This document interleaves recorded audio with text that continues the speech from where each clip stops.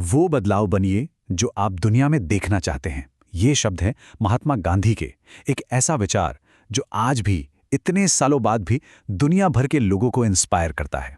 लेकिन कभी सोचा है कि इन अमर शब्दों के पीछे का इंसान कौन था?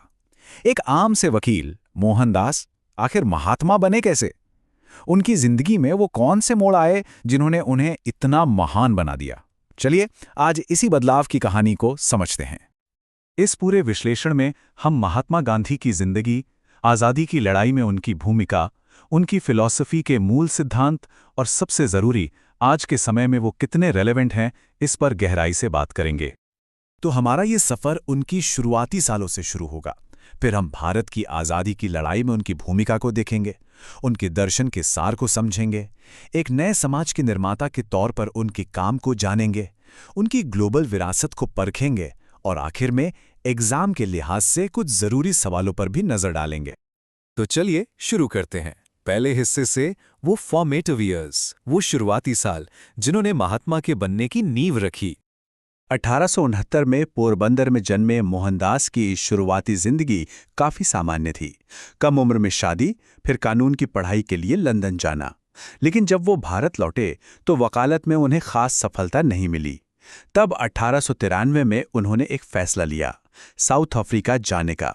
और यही वो फैसला था जो न सिर्फ उनकी बल्कि दुनिया की तारीख बदलने वाला था।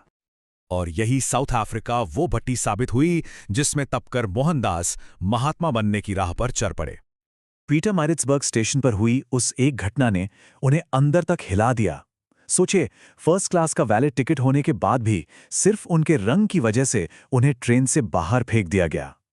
उस एक सर्द रात ने उनके अंदर अन्याय के खिलाफ लड़ने की आग जला दी। और इसी अनुभव से जन्मा उनका सबसे ताकतवर हथियार, सत्याग्रह, यानी सत्य के लिए आग्रह।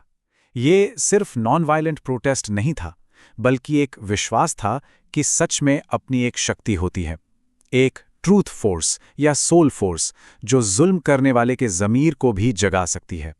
साउथ अफ्रीका में अपने 21 सालों में उन्होंने सिर्फ विरोध नहीं किया, बल्कि एक पूरा आंदोलन खड़ा कर दिया।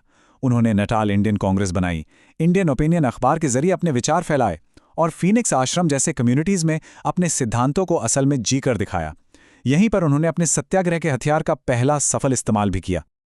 अब आते हैं दूसरे भाग पर।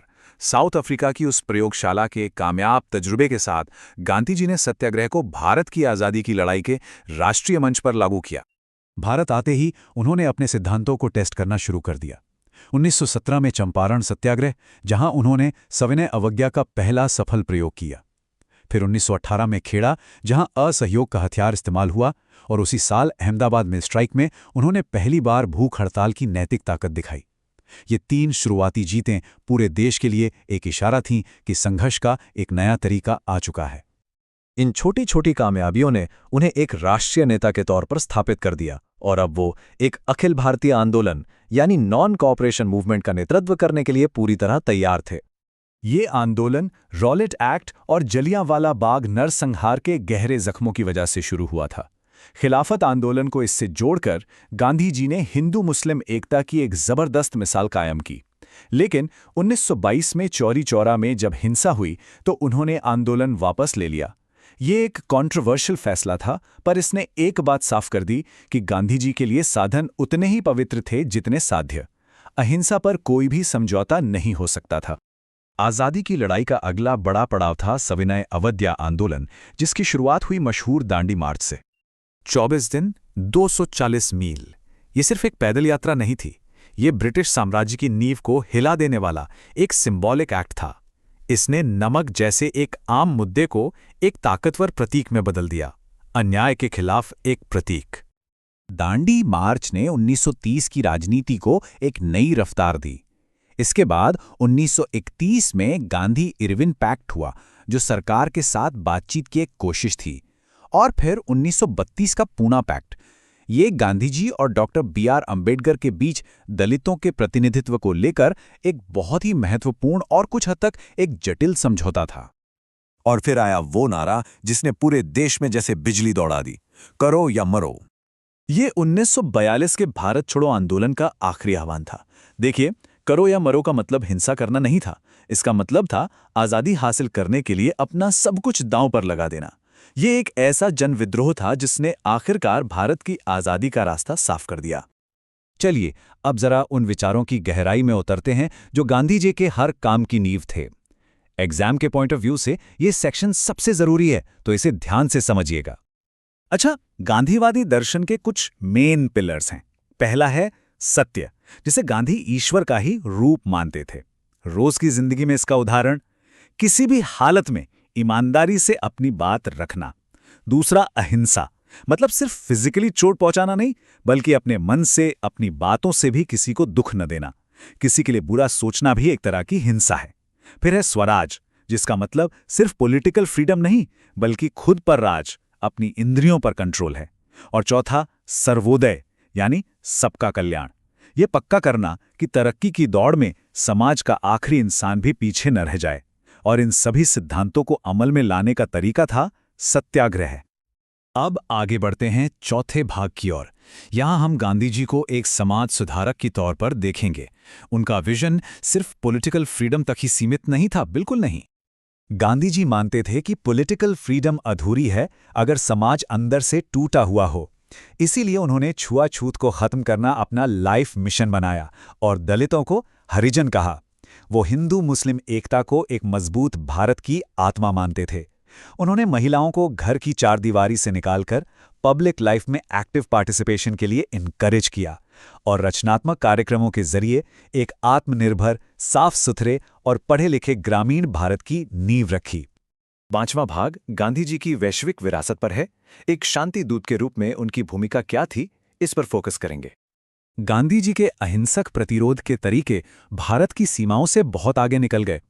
अमेरिका में मार्टिन लूथर किंग जूनियर ने रंगभेद के खिलाफ अपने सिविल राइट्स मूवमेंट में, और साउथ अफ्रीका में नेल्सन मंडेला ने अपनी लड़ाई में गांधी जी के सिद्धांतों को अपनी अपनी जमीन के हिसाब से अपनाया। और ये उनकी ग्लोबल पहचान का सबसे बड़ा सबूत है कि यूनाइटेड नेशंस उनके जन्मदिन 2 अक्टूबर को international day of non violence के रूप में मनाता है। रविंद्रनाथ टैगोर ने उन्हें महात्मा कहा और सुभाष चंद्र बोस ने उन्हें राष्ट्रपिता। लेकिन क्या ये सिर्फ एक उपाधि है या एक सच्चाई?